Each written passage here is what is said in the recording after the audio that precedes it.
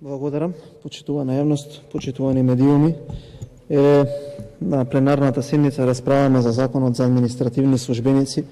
По сериозната размена на аргументите и дискусијата во надлежната комисија, имаме можност да проговориме зошто ние како ВМРО ДПМН сметаме дека овој закон треба да биде малку поинаку дизајниран.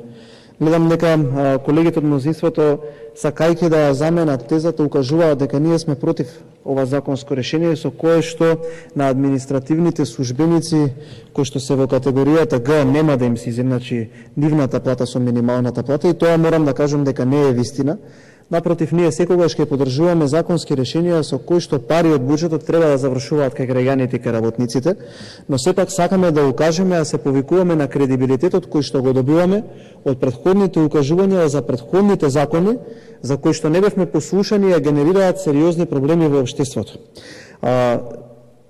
Соодветната комисија се одржа пред 6 денови и можеме да видиме дека за 6 дена се случија сите оние работи кои што тогаш ги најавувавме дека ќе се случат ако не се усвојат амандманите кои што ние ги предлагавме на таа комисија.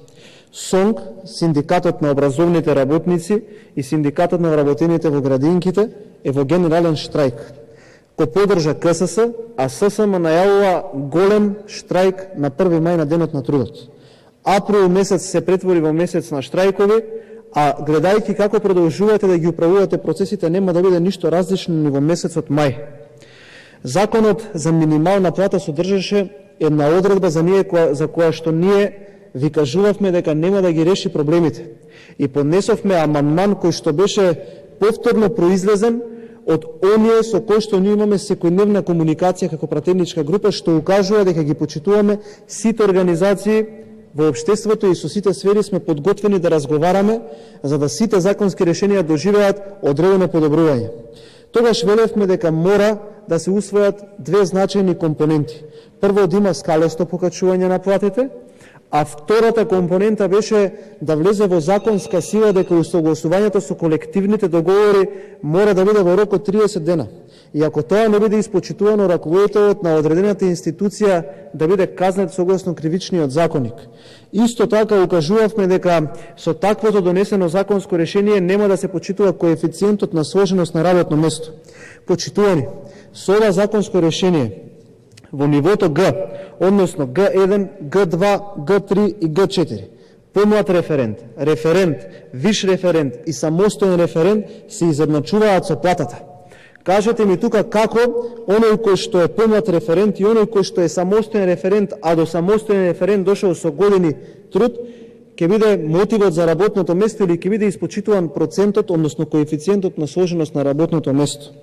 Исто така, ние предлагавме и поднесовме амандман по ова законско решение под текстот на УПОС, еден од најсериозните синдикати. Писмено се обратија до сите пратенички групи. Истото што го добив јас, го добивте и вие.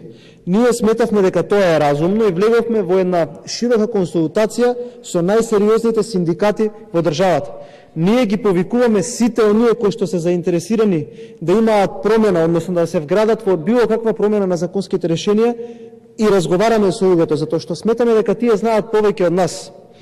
И тогаш поднесовме амандман за линеарно зголемување на платите. И тоа не беше предлог на ВМРО ДПМН, туку беше предлог на УПОС, повторувам. И вие можевте да се сретнете со тие групи на луѓе, затоа што и вие добивте такво писмено известување од истите. Ние предлагавме од групата Г, В и Б сите да имаат линеарно зголемување за 2800 денари.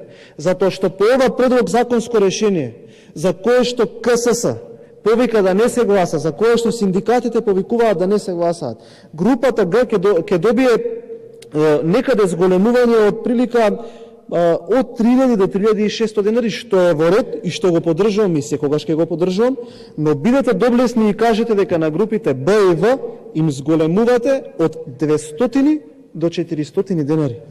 И вие ќе излегувате тука и ќе велите ги зголемуваме скалесто платите. До кога ги продолжите со ова понижување не ми е јасно. Дали некој од вас размислува дека сите тие изјави кои што ги давате денеска или во изминативе денови не ви генерираат ништо друго освен што ги мотивирате и ги разгневувате луѓето да излегуваат на штрајкови, затоа што не ги решавате системски проблемите и после некој друг ви е крив.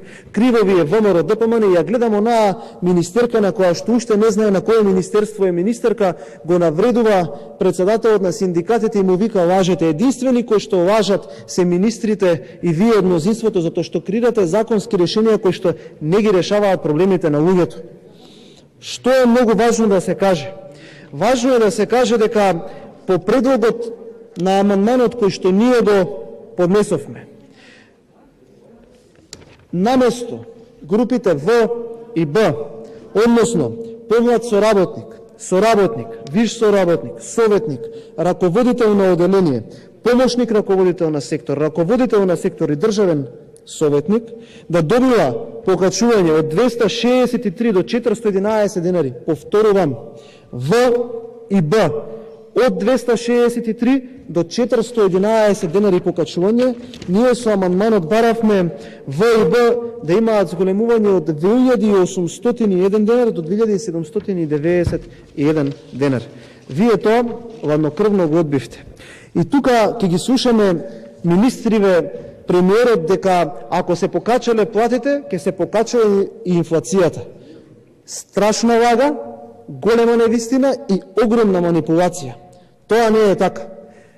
Ке се повикам на изјава дадена од председателот на ССМ, еден од најсериозните синдикати. Повторувам, не е изјава на Бојан Стојановски, председателот на ССМ. Он вели вака: за линеарно зголемување на сите плати во сите групи во државната управа потребни се 3,6 милиони евра. Повторувам, 3,6 милиони евра. И зошто го кажувам ова? За да поентирам дека ние до сега одвоивме 170 милиони евра за справување со енергетската криза ради неспособноста на Васко Ковачевски и оние кои што се одговорни за енергетскиот сектор. Затоа што работниот ден во РЕК не трае 24 часа, туку трае 56 часа. Слободно не може некој да ме демантира, нека ги види фактурите во предпријатието, па ќе види. Дали има пари? Да, пари има. А каде се парите? Парите се во буџетот, ако не се крадат. Ако не го апсат Рашковски, ако не го апсат Мухамед Зекири, ако не ги ставаат на обвинител на клупа Кирацовски Ременски, пари ќе ги има, парите ќе ги има и ќе можат работниците соодветно на тоа да добијат повисоки плати. Понатаму, синдикатите укажа на многу важна компонента, а тоа е дека за вакво законско решение мора да постои јавна расправа. Престанете да бегате од синдикатите. Можете да ги квалификувате како сакате, дека не смееле да писнат, дека биле вакви или такви, но сепак во тие синдикати членуваат работниците кои што го полнат буџетот и кои што ја движат оваа држава напред.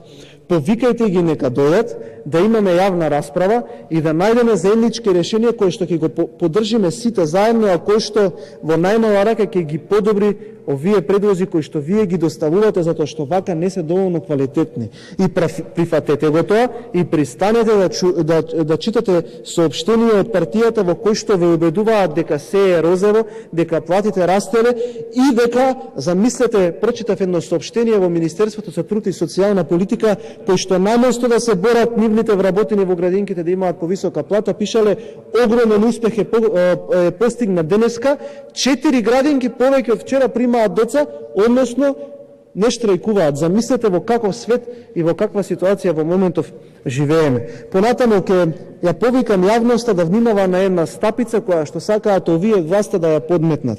Тоа е изедначувањето на кредитите по Европскиот кредитен трансфер систем, односно каде што ставаат одредба во законов дека 180 кредити ќе имаат под еднакво бодови колку 240 кредити, односно 56.